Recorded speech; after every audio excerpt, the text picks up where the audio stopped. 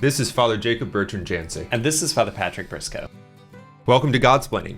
Thanks to all those who support us. If you enjoy the show, please consider making a monthly donation on Patreon. Be sure to like and subscribe to Godsplaining wherever you listen to your podcasts.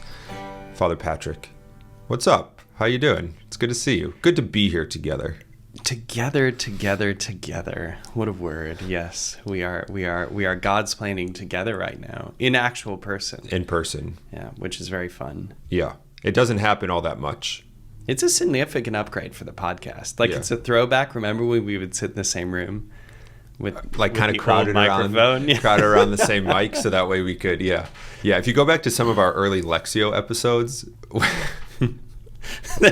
we're just laughing about it, thinking about it. They're so exciting. Yeah. So make sure you watch those videos on YouTube too. Yeah. They're pretty amazing setups. We've come such a long way. We have, and that's a remarkable thing. Very rarely in the spiritual life do you get to see such progress. But on Godsplaining, we've really made progress, if not in content, with production quality. That's right. Yeah. Speaking of progress, then spiritual progress. True, spiritual progress. That's kind of what we want to talk about today. The title of the episode is what? Is this thought from me, God, the devil? Question mark after me.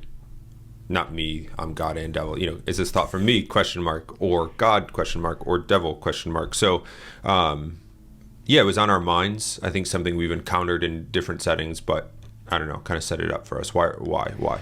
Yeah, I think it matters a very great deal. As people become more serious in this spiritual life, they need help discerning where thoughts are coming from in order to follow that direction, right? The attentive Christian knows that things on this side of eternity are not all as they should be, right? We're living out the incompleteness. We're living in a world mired by sin. We're living out the difficulties of life and our own reactions to all of those scenarios. So we're trying to decide how best to follow God in the imperfect pattern of life on this side of heaven. So we know that we're going to be subject to sin. We know that we're going to be subject to temptation. We know that we're going to be subject to other people's sins. We know that there are spiritual creatures who are above us, the demons. They can do things to us. So the question we're asking is, how do we recognize what belongs to me, what belongs to those spiritual creatures, and what belongs to God?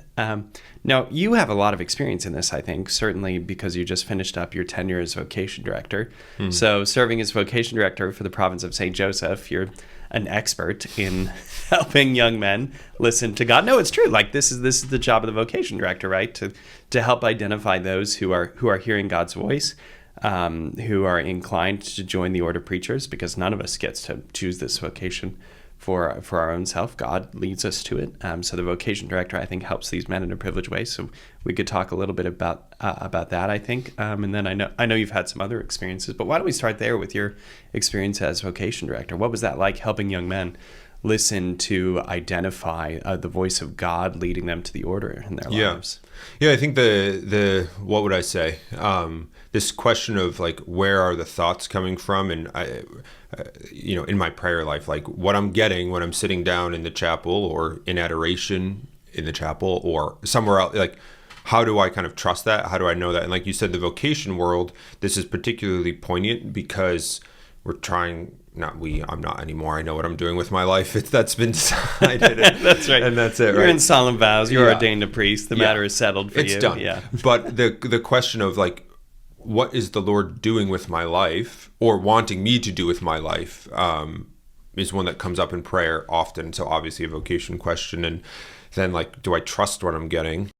Is this me? Is this not? And the way in which it was framed often with men who were thinking about a Dominican vocation, I imagine you could have this sort of same experience discerning other vocations or diocesan vocation, whatever it might be, is that the question of, well, is what I want, are my desires in accord with God's desires? Are they in conflict? Is this, I'm attracted to religious life, but does God want me to do this? Or I think God might want me to do this, but do I want to do this? So where are these thoughts coming from? Is it from me, from God, from the evil one even?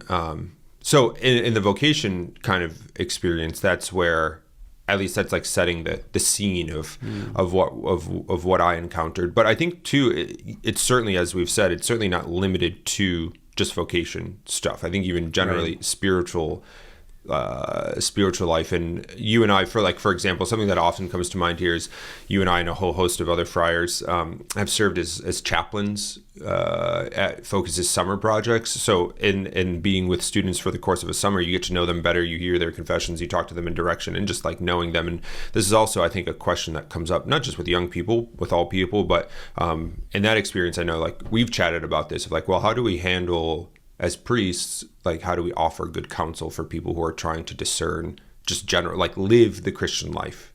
So I don't know what your experience with that is like, but something that we've also gotten to know a bit. Yeah, very, very similar. I haven't been in as deep as you. I haven't done the vocation work that you've done, but certainly with working with students, my time as a chaplain at Providence College, in my time serving as chaplain for summer projects, is at the forefront of the minds of young people. But I think every Christian, I saw this as a parish priest, there's something we have to get over in the modern world, and it's that we Christians believe that God speaks to us.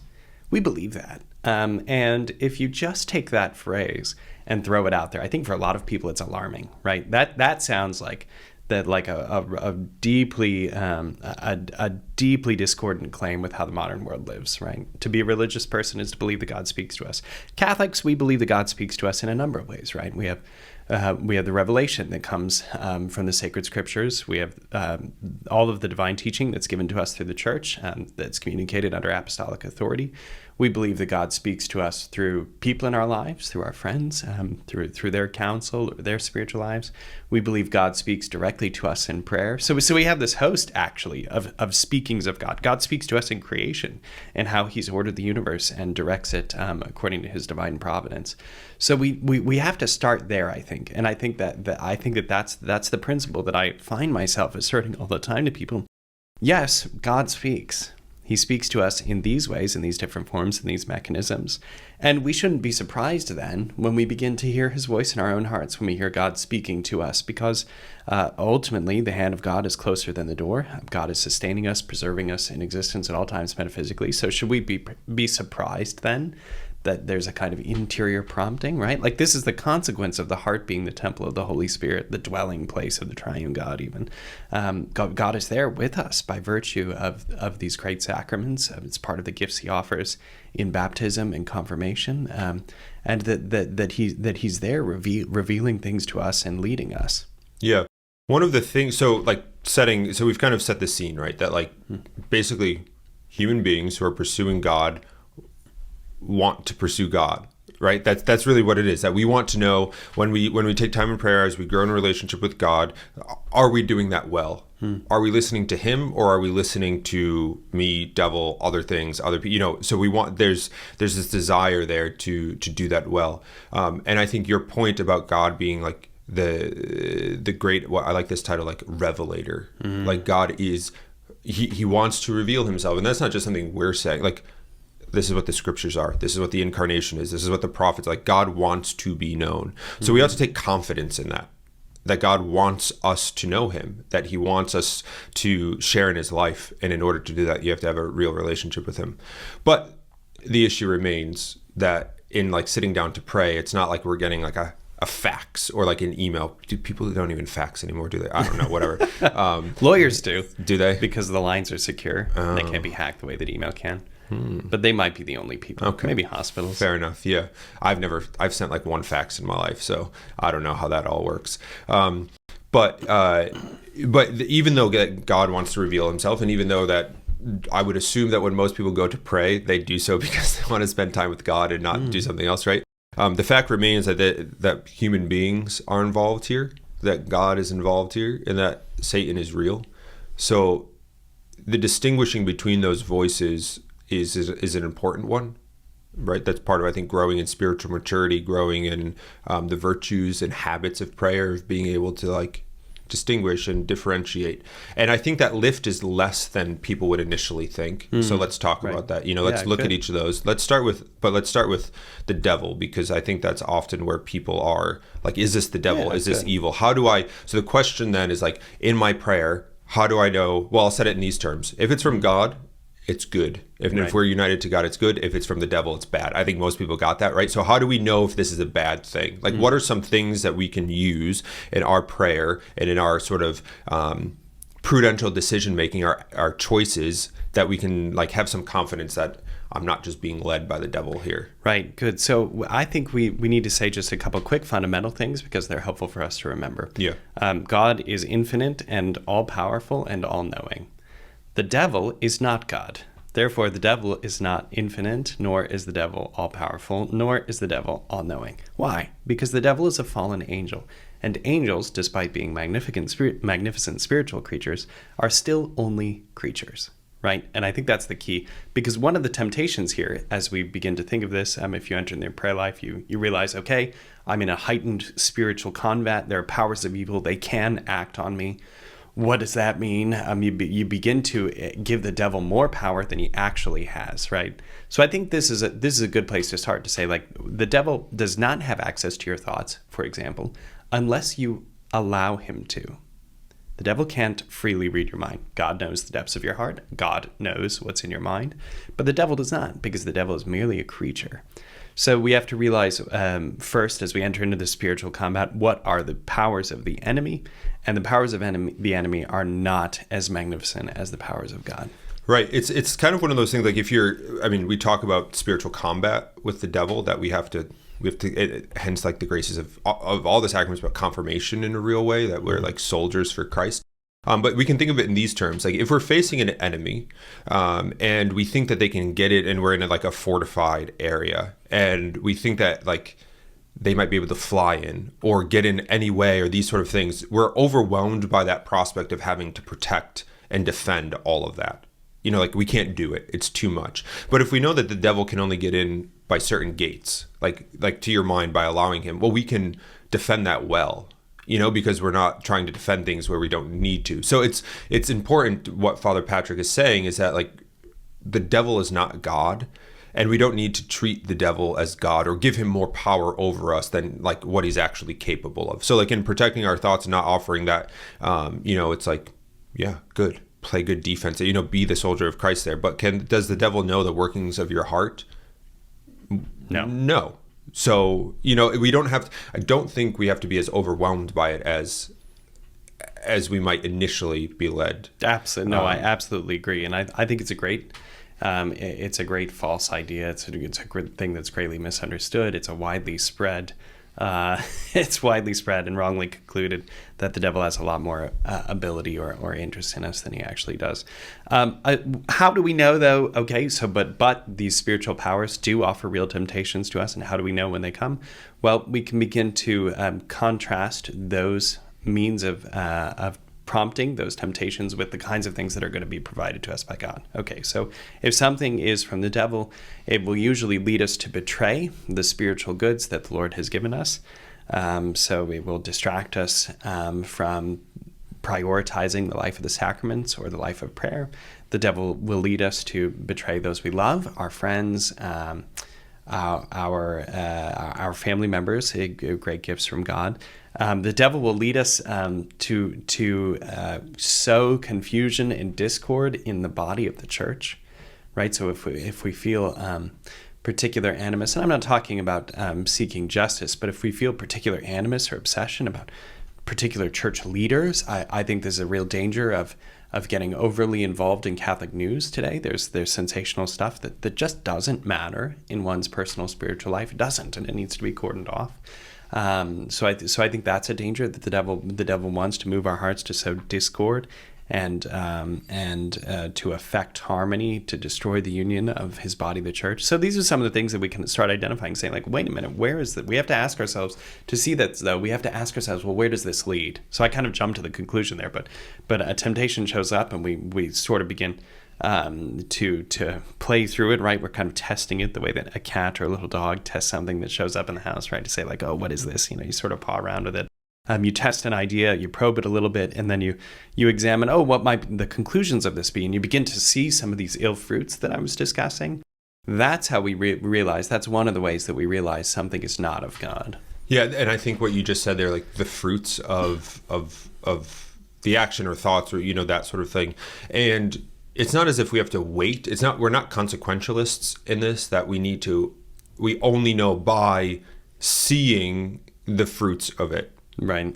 Because we can use our reason and judgment. We can rely on the teachings of the church and of Christ in the scriptures and the tradition that we have to see that, like, if I behave or do these sort of things, that leads to bad fruit, as we're saying, or this leads to things that are not good or contrary to charity or goodness and truth and beauty and these sort of things. So it's not as if we can only see in hindsight, that was from the devil, or like that was that was a bad decision, or that was sinful. Like we know we can really rely on the fact that, like, of the imago Dei, that we're created in the image of likeness of God, and that we can think through things, and that God, as we've already talked about, reveals to us to help us know what is like the good and how to pursue that. So I think that's really important. One thing too that I think is important here, and this would apply to especially this category and, like, is this thought for me category, and that's sort of like, we can't be caught by it. This can't become an obsession. We can't become scrupulous. This sort of weighing of things ought not become the focus of our prayer. Christ ought to become the focus of our prayer. And this is like growing in the Christian life, right? That we become more ready to, like, do the good and pursue the good without having to, like, hem and haw about it. Like, that's what virtue is. So I often say, like, with these questions, is this from the devil? It's like, well, maybe not, but, like, is it in accord with goodness and truth? It's much more important to figure that out than it is, like, what is the source? And once I know the source, that I can, leave it alone, don't become distracted by it in some ways. When I was at summer projects in Acadia in Maine, we hiked a small mountain called Beehive, and it's a great hike, but there are a couple parts of the mountain that are really more climbing than hiking. And I don't... That's where you excel. Yeah, that's right. Yeah. That's really... Yeah, spoiler, I was not happy about this, because there are parts of the mountain, parts of this climb that have iron grates over it, like places where the mountain has been worn away. And so you're stepping over these grates I was stepping over these grates very gingerly. There are places where there are handholds, where they've put iron bars in the side of the mountain to grab onto. So there were moments in this climb, it's not a fantastic climb. If you go and look it up, please don't judge me, because it's really not that impressive. But it's a very beautiful view, and it was a fun little climb. Anyway, the point of this is that if you get to a point on a mountain where you're climbing and you begin to think so consciously about the next step, you begin looking down, you begin so concerned about how it is that you can move, you freeze, right? There was one kid in our group, one student we were with, who just, like, floated up there. I swear, he's like half mountain goat. And this guy's just, like, jumping up and down all over this mountain without a care in the world how this was going to work out for him. I think that is something that we have to emulate. There is a good to be sought there, not that we should totally be without attention to where we're going, but there is a kind of freedom that comes when we're looking more at the destination than at the next step, if that makes sense. Because if you're moving forward, you begin to make more progress than you're aware of, without being focused on just, okay, what exactly is the next thing that I have to do, and then you end up freezing. I think the spiritual life is kind of like that, where if we're focused on the end, heaven, holiness, we have a confidence about the trajectory that we're on that gives us a certain liberty as we're moving through each step. And as you say, if we're too inward focused, if we're focused on ourselves and what we're capable of, or where exactly our next step will be or our next foothold, we end up being frozen. Yeah, and like what we use this phrase all the time, but we should stop and think about it. You just use it, spiritual life, right? It's a way of living. And we can't live by just sort of, this isn't a real thing, micro-analyzing every single thought or this or that. It's like the life of virtue enables us to live as children of God, not to analyze. We have to, I'm not saying you can never look at what we're doing or consider these things. Yeah, of course. But when they become the means by which we function, we're running into issues, right? It's a spiritual life. It's the Christian life, that sort of thing. Every love draws the lover out towards the beloved. Right. Christian prayer has to be like that too. It has to be ecstatic, drawing us outward from ourselves into the goodness and plan of God. Right. Okay, so we've talked about the devil, how to handle that a bit. Who's next on our list? I think maybe me, right? Is this thought from me? Because if we're progressing from the evil towards from Satan to God, we're kind of in between. We're not God nor Satan, but we'll move in that direction. We'll arrive at the good at the end. How do we begin to consider? I guess I'll set up the problem, right, and then you can answer that. I have this idea now, because the devil doesn't tempt us to do good things, but we might ourselves have thoughts about doing a good thing that we might think is not in accord with God's will. So how do I adjudicate between that? If this is just I can use the vocation thing again. Do I just want to be a Dominican, or does God want me to be a Dominican? Right. How do I go get about that? Yeah, so some things our minds do concoct things. We have visions of grandeur that aren't really fitting to our ability or to our state in life. So as we begin to long for these things, I think they don't necessarily have to come from God. They're part of the human condition, part of just natural life on this side of eternity. Again, one of our starting premises was the world was broken. You are broken. I am broken. We are broken. So therefore, not everything that comes from us is going to be good. And I think that's really important to remember, right? That the foment, the tinder of original sin is always there, lurking in our hearts, ready to be sparked at any moment. And when it begins to burn, it turns into a wildfire, the likes of which has consumed Spain this summer. So I think that we always have to be cautious about that. Okay, so what are the ways we can adjudicate whether something is truly an authentic good that's coming from me, right? Well, we begin by asking ourselves, well, do I really like that? The desires of God for us are going to resonate within our hearts. In vocation discernment, I'm sure you've run into this. I certainly have. People think they find themselves wrestling with a vocation because they're angry that they might be called to priesthood or religious life. Right? They think, "Oh, this won't make me happy." Newsflash: you're probably not called to that if it doesn't inspire happiness within you. Okay, so there's a kind of resonance about the kinds of things that we're generally attracted to, the kinds of desires that we have placed in our hearts by God that will fulfill us, and that's a mixture of personality and interest and a whole host of those things. But God is not desiring us to be kind of long-suffering. He wants those desires that He's given to us to be fulfilled, provided, of course, that they're in accord with the natural law and with the law of the gospel. Yeah, and one of the things too there that I think we often get wrong is that we think that there's some sort of chasm or something like that between my desires and God's desires, what God wants for me and what I want for me, and somehow they're at odds, and I need to reconcile that, right? Like I need to figure this out.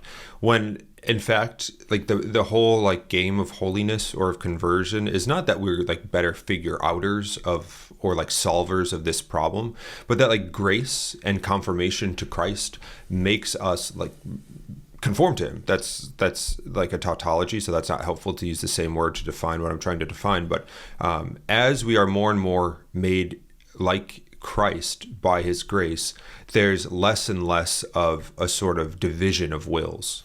There's a union between me and God, a real union. This union that I am connected to God, I can know what God is doing as He reveals Himself, such that I don't have to, again, hyper-analyze everything. Now, as you said, there are times when we get it wrong, because we're human. But the point of this is not to sort of just become good, sifters of the divine will, but to become united to it. And there's a difference there, I think, that we work, that I become united to God such that I can function and live my life in a life of virtue, conform to Him, rather than just being a sort of analyzer of data. A similar question came up earlier this summer when we had the Godsplaining retreat at Immaculate Conception Seminary in Huntington, New York. And you answered that question by offering a triptych from one of the Patres Graviores of the province. And I think that's germane here, some of those principles. Could you say a few words about that? Yeah. So what Father Patrick is talking about comes from the Desert Fathers, the early pre-monastics out in the desert, and they have this, some of them have this idea of sort of movement and growth in the spiritual life in this threefold, this triptych reality. So the first is self-knowledge, The second is self-acceptance. And the third, self-transcendence. Now, to the modern ear, as I said at the retreat, that might sound like, whoa, danger. Like this sounds like super modern self-acceptance. But what the Desert Fathers are talking about is in order to get to Christ, we have to get out of the way, basically. So to do that, we first have to know ourselves, because we have to beg the grace to be healed of our infirmities, of our spiritual illnesses. We have to be able to ask God to confirm and perfect what is good in us. We can't ask for things that we're not aware of. So self-knowledge. Self-acceptance means recognizing this is who I am, good and bad, broken, and not living in a sort of delusional reality. Like, this is me. Not that I should be here, but this is who I am now. And self-transcendence means that, like, I get over that. I recognize that even despite my hang-ups and my imperfections and all of that, God still loves me and wants me to be holy. And it's that when we get out of the way, and I think this is why you brought this up, right? That like this union with God, it's when we get out of the way, we allow God to work.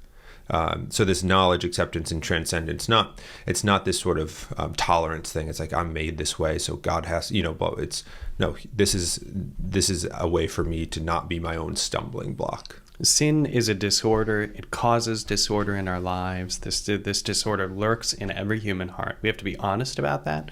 And I think the principles you just elucidated, knowledge, acceptance, and transcendence, self-knowledge, self-acceptance, and self-transcendence, are useful in this context insofar as they help us to judge whether or not something is from me, whether or not something is from the evil one or for the cause of evil, and whether or not something is from God. Yeah, that's right. So we have just a few minutes left. We did the devil, me, and then we kind of moved to me and God. Any final thoughts on sort of determining whether or not it's a divine message, divine kind of Yeah, I want to do a moment? little bit of an inclusio. I want to refer back to where we started. Just by assuring our listeners, by assuring anyone watching this episode that God does want to speak to us. And again, I think the biggest obstacle is that we find ourselves asking, well, what does God really have to say to me? Well, everything. God has desired to share his whole self with us, to share everything that he has made. All of creation is for not only his glory, but for us. He did all of this for us and more. And to think that God really wants to speak to you is a really marvelous thing. So therefore, if we know that about God, we should be expecting God to be saying things to us in our spiritual lives. We should anticipate it. We should long for it with joy. Yeah, and in a sense, we could say we have the right to demand it in virtue of our baptism. I mean, God gave us that right. It's what he's promised in virtue of us. our baptism, that he would hear when we call upon him. So call upon him. Do it. Trust it. Any final thoughts for our listeners on that sort of, I like that idea of finishing with like demand, ask for it. We're ready to, and you will find. Exactly. We're ready to demand in so many circumstances. And I don't mean like that it's God owes it to you, but that we have the right, we should ask, be courageous in asking, the revelator. So great. We'll leave you with that then. I think that's sufficient to meditate on. Sufficient for my meditation. All right. Well, thanks so much for tuning into this episode. Please follow us on Facebook, Twitter, Instagram. Like the episode, subscribe, leave a 5-star review. That's all super helpful for us as always. If you'd like to donate to the podcast through Patreon, follow the link in the description or show notes. There you will find links to shop our merchandise and to get information on upcoming in-person Godsplaining retreats and pilgrimages. And as always, thank you to all of our donors and all of our supporters. Until next time, pray for us, we'll pray for you, and God bless.